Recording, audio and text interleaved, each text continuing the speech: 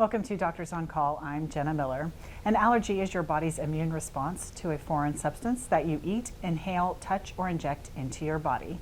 These foreign substances are called allergens, and they cause a variety of reactions depending on the type of allergen and the body parts affected. In more severe cases, an allergic reaction could cause trouble breathing, asthma attacks, and even death. Seasonal allergies that are mainly caused by airborne allergens affect millions of adults and children each year. Immunology is the study of the immune system and is a very important branch of the medical and biological sciences. Allergies and immunology are the topics tonight that we'll discuss with Dr. Benjamin Rahoy from Salina.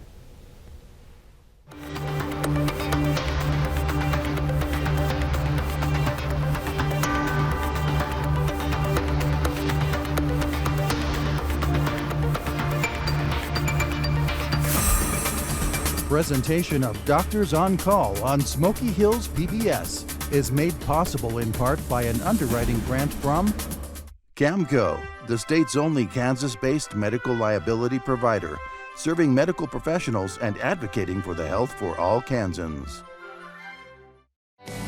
Russell Regional Hospital, experts, neighbors, friends. Your family is our family. Staff at Smith County Memorial Hospital wants to set the standard of excellence for healthcare in North Central Kansas. Allergies and immunology is our topic this evening on Doctors on Call. You can take this opportunity, call us at 800-337-4788 with your questions. Dr. Benjamin Rahoy received his medical degree in 2017 from A.T. Still University in Kirksville, Missouri. He completed his residency in 2020 from the Creighton University of Nebraska Joint Residency Program. In 2022, Dr. Rahoy completed his fellowship in allergy and clinical immunology from the University of Kansas Medical Center in Kansas City. He has board certification from the American Board of Pediatrics in 2022 and the American Board of Allergy and Immunology, eligible 2023. Dr. Rahoy has been with the Mowery Clinic in Salina since 2022. His interests within his specialty include allergic GI disorders, angioedema, anaphylaxis, asthma, seasonal allergies, chronic cough, chronic sinusitis, drug allergy and desensitization, eczema, food allergy, hives, immunodeficiency, insect sting allergy, and other allergic disorders. Dr. Rahoy is a member of the Fellow American Academy of Allergy, Asthma, and Immunology. Doctors on Call brings you information which may be useful to you when you see your own physician. Thank you so much for joining us, Dr. Rahoy, this evening. Let's go ahead and start with some of our questions while we wait for those phone calls to come in. What are some signs of an allergy? Symptoms of allergy can range from itchy, watery eyes, itchy, sneezy nose, or a stuffy nose in the case of allergic rhinitis. For food allergy, symptoms can be similar as far as a red raised itchy rash, commonly called welts or hives. You can have respiratory symptoms, coughing, wheezing, chest tightness, or feeling short of breath. GI symptoms could include projectile vomiting, significant abdominal pain, or explosive diarrhea, as well as near syncope, which means fainting or near fainting. Now, are food allergies more prevalent than they used to be, and why? It would certainly seem that way. Growing up in middle school, I don't recall any individual who had food allergies. The data would suggest that the prevalence is increasing. Partially, one of the big pieces of evidence that we learned from the LEAP study was when individuals avoid certain foods, such as peanut, early in life, they actually have a tendency to become more sensitive rather than avoid sensitivity later in life. And 5 or 10 years ago, while the prevalence was to avoid allergenic foods, such as peanuts, until a child was 4 or 5 years of age, what we really did was cause more allergies than prevent. Okay, very interesting. What are some of the most common allergic reactions that you see? Some of the most common allergic reactions that I see are really seasonal allergies, and generally those are quite mild. Other more common allergic reactions include both insect stings, could be wasps, hornets, bees. We don't have imported fire ants, such as the southern part of the United States, and so those are not an issue here, although the territory is spreading. And then food allergy would be the other large component that somebody would have an allergic reaction, and most of those individuals are pretty aware of which foods they should avoid, and if they were to accidentally ingest that food quite quickly, within 30 or maybe 60 minutes at the longest, they would have hives, difficulty breathing, swelling of lips, tongue, face, as well as some GI symptoms. You mentioned insect stings. Mm-hmm. They seem innocent enough in itself, but we know that those can actually even cause death. Certainly. How does a person know that they might be very allergic to an insect? Unfortunately, there's no way to predict, and frequently the first sting is the sting that can cause symptoms. And most stings cause fairly mild symptoms, localized swelling, maybe some itching in the area, but other individuals, particularly if they've been stung more than once in that same time, can have diffuse symptoms such as difficulty breathing, hives elsewhere in the body, and so it's a little difficult to predict who may or may not have more severe symptoms if they've never been stung. It's a little bit of an unknown. And explain why the severity of allergic reactions vary so much from person to person. It's really person to person. There's no good prediction that we have to date of how sensitive somebody is going to be. Some of it can be hereditary in that their parents may have predisposed them to having allergic rhinitis symptoms, seasonal allergies, or hay fever. Food allergy is less common of an issue when looking at the family history, but we don't have a good avenue or method to identify why somebody's more prone or more sensitive than somebody else. Sure. And many common allergens are pretty hard to avoid. How can a person avoid something such as pollen that's everywhere? It is very difficult to do, particularly as spring is around the corner. For most individuals, avoiding having open windows, such as in the car or in the house, can help eliminate or prevent, not eliminate, but prevent some pollen being brought into the house during the spring, summer, or fall.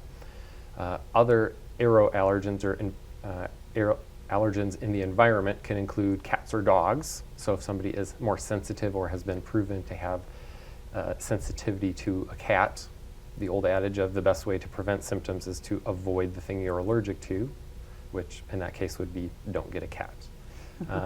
There's other environmental exposures such as dust mites, which are tiny little insects that live off of our dead skin cells, and as gross as it sounds, they reproduce and die and poop, and those are the things some people are allergic to. They live in upholstered items that are difficult to launder, such as mattresses and pillows. And avoidance is generally one of the easiest ways to prevent symptoms, which includes dust mite-proof covers on the mattress and pillows. Those prevent dust mites which are currently in the mattresses or pillows from getting out, or new ones from getting entry and staying in those objects. What about mold? Mold is everywhere, to be short. Most of the mold that I deal with in the environment is outside mold, and when it sporulates, it reproduces. The spores are what cause people to have symptoms. That's typically in the fall, but also some during the summertime. Mold sporulation needs several days of hard frost or below freezing temperatures to stop, and so unlike weeds, a single hard frost isn't able to shut down the mold sporulation. Sometimes those same molds can be found inside, and they can be sporulating inside, but it's much less common. It's typically the outside molds that are issuematic. And how effective, or maybe along with this question, how often do you administer allergy shots? Allergy shots are, I'll say, a minority of the individuals who suffer from seasonal allergies. They are a tool which slowly builds up the body's tolerance to the allergens they're sensitive to, and over the course of time we can lessen the severity of symptoms that they have by allowing their body to become more tolerant through the exposure of the allergy injections. There are individuals who simply have found that their medicines, their medications are no longer effective or suboptimally effective. And there's others who the medication is becoming overly burdensome, and so we then pursue allergy immunotherapy as the next step or part of the treatment for their seasonal allergies. Can you explain a little bit about the immunotherapy? Absolutely. So immunotherapy is really just a way of kind of tricking your immune system into tolerating something that it doesn't otherwise tolerate well.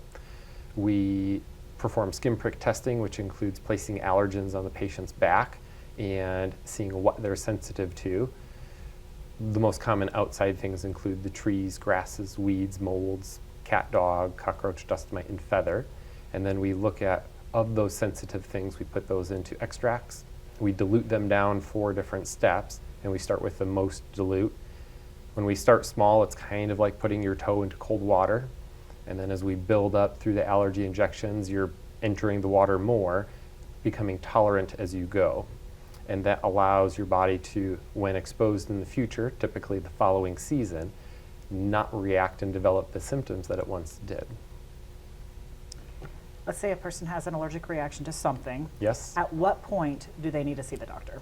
I think if there is an allergic reaction that the person has experienced and there's a question of who done it, I think it's always reasonable to start with the primary care and then seek advice from a specialist such as myself. Frequently, we can try and narrow down exposures within the preceding 4 hours that they may have had the offending agent cause their symptoms. But truth be told, there are times when we don't ever find out what was the inciting item, and it's kind of a big, unfortunate question mark as we move forward. Sure. We want to remind our viewers that we are talking about allergies and immunology tonight on Doctors on Call. If you want to give us a call, if you have a question, you can call that toll-free number, 800-337-4788. We have Dr. Benjamin Rahoy tonight speaking about allergies and immunology. So how important is a detailed diary? You'll hear people taking a diary as far as food allergies go. Yes. How important is that? That's very helpful in it provides lots of data. And so what we do if somebody has a question of, I think something may have caused a reaction, we have a fairly specific time frame prior to the development of symptoms that we look, and then it's going to be a repeatable offending agent. For allergic reactions, somebody with every exposure will have the symptoms that they develop, and they'll be quick onset, meaning that 30 to 60 minute time frame or even sooner, but they won't be able to tolerate the food, in that case, one time, develop symptoms, and then tolerate it again. It's going to be with each and every exposure. And so a detailed diary specifically with food and symptoms can really help easily paint the picture of what the person may have been exposed to causing those symptoms. And how can a person tell the difference between having allergies or having a sinus infection or having a cold, common cold? How do they Correct. differentiate? It's very tricky, particularly during the spring or the fall. Now, individuals who suffer from allergic rhinitis or hay fever frequently have the stage set for them to develop sinus pressure, sinus pain, which can lead into sinus infections. Sinus infections themselves have pretty specific criteria of what qualifies, but typically people will have fevers, chills, very kind of thick, gross, purulent discharge coming from their nose, or a very long, protracted episode of symptoms that won't get better over the course of 2 weeks, and that frequently can be treated with antibiotics if the physician who evaluates deems it necessary. Sure. Let's talk about an EpiPen and how that Yes. works and when a person needs to use it. So EpiPens are an invaluable tool in my field. They are a way of self-delivery, the medication that being epinephrine, which is going to stabilize and stop any sort of allergic reaction that the patient is having. They come in 2 or 3 main forms. There's the brand name EpiPen, And that is an auto-injector, meaning it comes in a large pen form.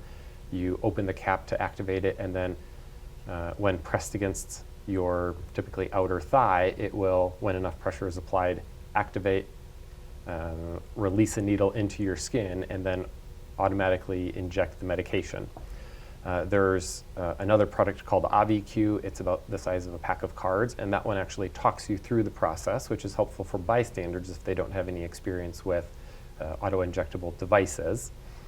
When an individual should use these are if they have a known allergen, such as bees, that they are allergic to, and they get stung by a bee and then start developing a symptom. It could be skin, or it could be swelling, or respiratory symptoms, coughing, wheezing. They would want to use their EpiPens or auto-injectors at that time, and then seek medical care to make sure that they don't have a secondary wave of symptoms, which can be delayed hours later. Sure. And when in using one of these injectable devices, is it sometimes better to be, more careful than it is? I guess, how does that work? If somebody has a question of should I use it or not, I'll instruct them. I would rather them use it and us have a conversation and say, maybe we could have waited a little bit, rather than an individual say, I had all these symptoms, but I didn't want to use my EpiPen. So using EpiPens, while it can be scary for many individuals, I would rather them be a little more liberal with their use, rather than holding back and potentially becoming or finding themselves in a situation that's even more dire than when they started. Good information. All right, we're going to go to the phone lines. We've got a caller waiting to ask a question. This is Ron on the line from Stockton. Hi, Ron. Go ahead with your question for Dr. Rahoy tonight. I just had a comment. I was wondering if you'd ever heard of using acupuncture to get rid of allergies. That's a good question, Ron. I tried that. I just wondered if he'd ever heard of this, of using acupuncture to get rid of allergies. Good question. I haven't. Kind of short answer. That being said, as we go through, medicine is always learning and adapting. I'll say Western medicine in that respect. And so down the road, we may find that acupuncture could be helpful, but I don't have data as of right now to support it. And if I'm going to make recommendations for something for someone to use or try, I'd like to have good data to support it. Sure. So you don't do that in your practice? Correct. Okay, good to know. Now, going back, we were talking a little bit about the EpiPen and insect stings. Yes. How do you figure out, how does a person figure out what might have stung them? That's often very difficult, and frequently the individual's settings can determine or at least guide what sort of insect may stung them.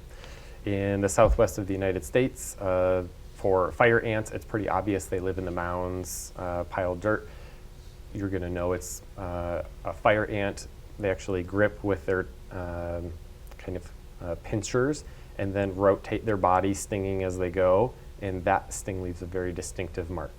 For honeybees, they're typically found in the wasps. Yellow jackets and paper wasps are found in the eaves of houses. Hornets can be ground dwelling, and so their nests will be underground. But oftentimes we don't have a specific idea of what stung, and so we check through skin testing all of them. And the reason we do that is even though the individual may have been stung by one, it wouldn't preclude them from having an allergy or exclude an allergy to another. And when we check for venom stinging allergies, the follow-up is making sure we have a good plan of avoidance as well as auto-injectable epinephrine devices. But then I have a discussion with the patient regarding venom immunotherapy, which is similar to the allergy immunotherapy, but we take venoms and slowly build the patient up until they're tolerant.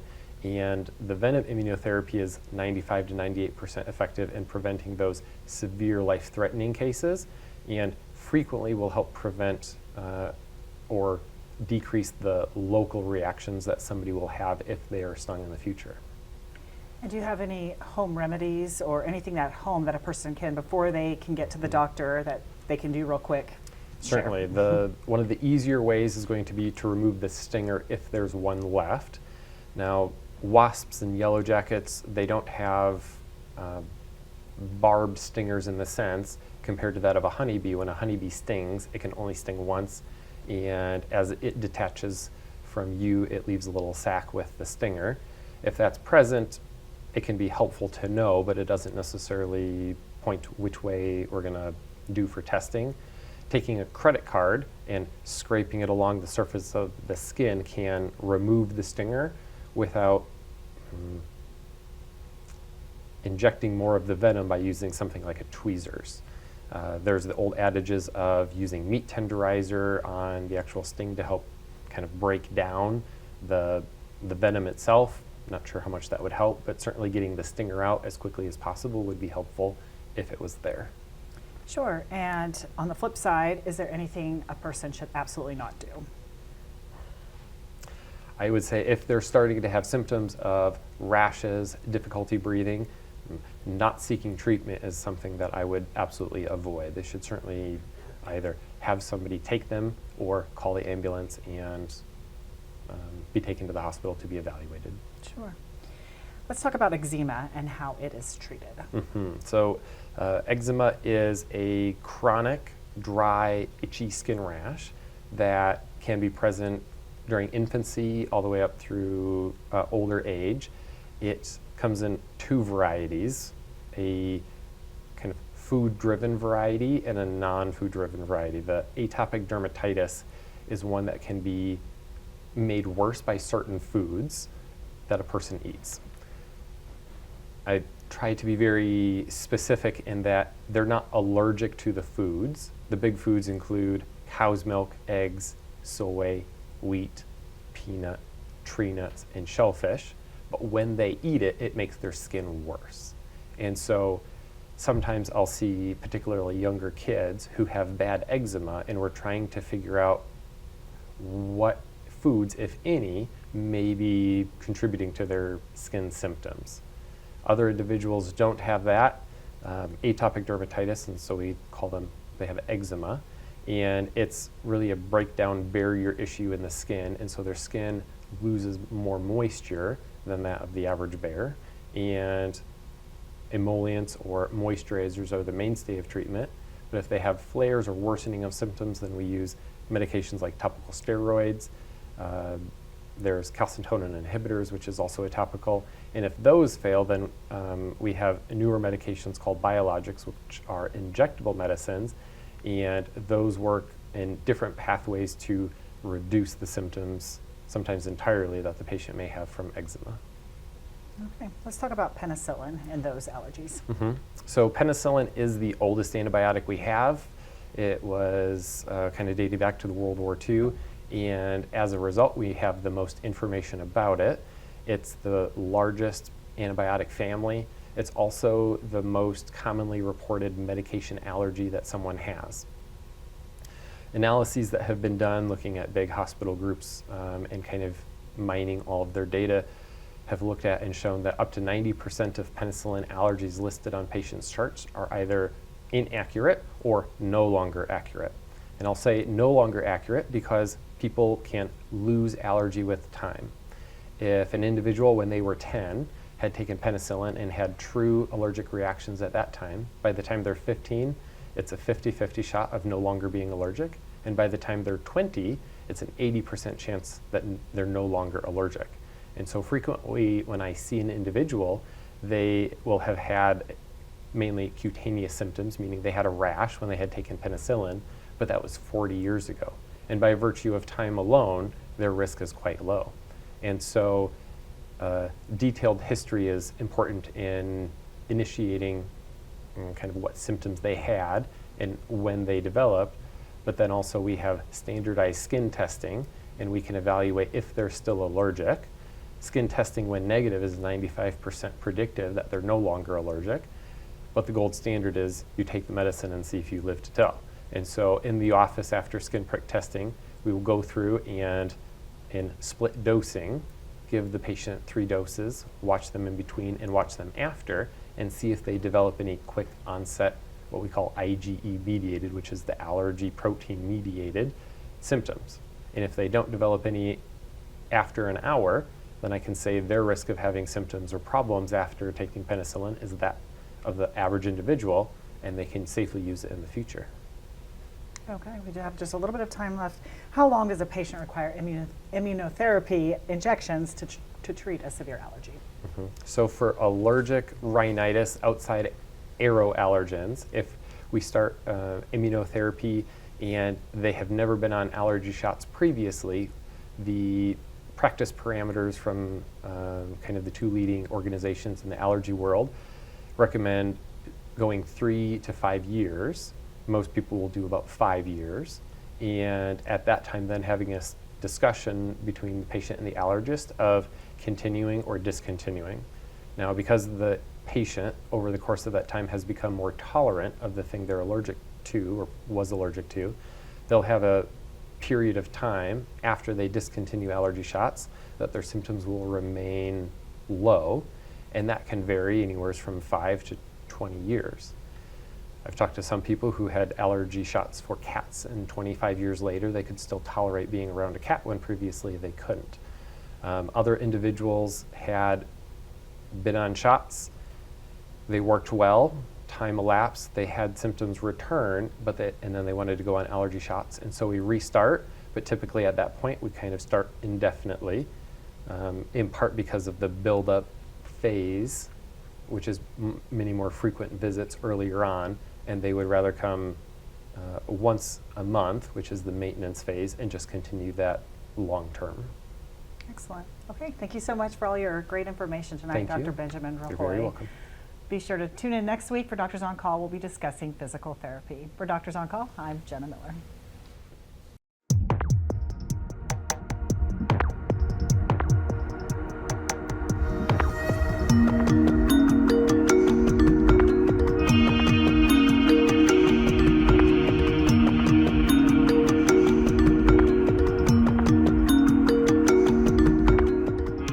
Presentation of Doctors on Call on Smoky Hills PBS is made possible in part by an underwriting grant from Camco, the state's only Kansas-based medical liability provider, serving medical professionals and advocating for the health for all Kansans. Russell Regional Hospital. Experts, neighbors, friends. Your family is our family. Staff at Smith County Memorial Hospital wants to set the standard of excellence for healthcare in north central Kansas.